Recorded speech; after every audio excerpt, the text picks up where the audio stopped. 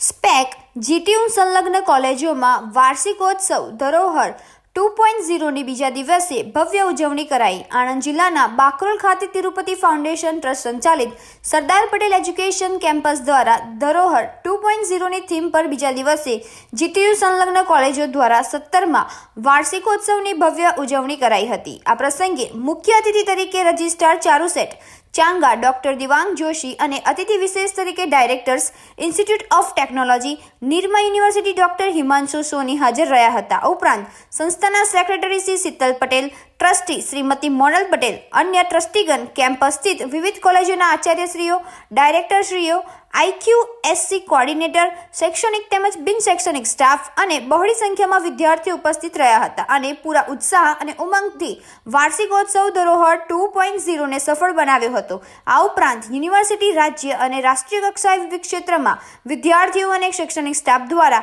મેળવેલ સિદ્ધિને બિરદાવી તેઓને ઇનામ એનાયત કરી પ્રોત્સાહન પૂરું પાડ્યું હતું। તેમજ વર્ષ દરમિયાન થયેલ વિવિધ પ્રવૃત્તિઓના અહેવાલ સંસ્થાના વડા દ્વારા રજૂ કરવામાં આવ્યો હતો। આ કાર્યક્રમને સફળ બનાવવા માટે સ્પેક સંસ્થાના તમામ સભ્યો તેમજ સ્પેકિયન વિદ્યાર્થીઓનું મહત્વ યોગદાન રહ્યું હતું।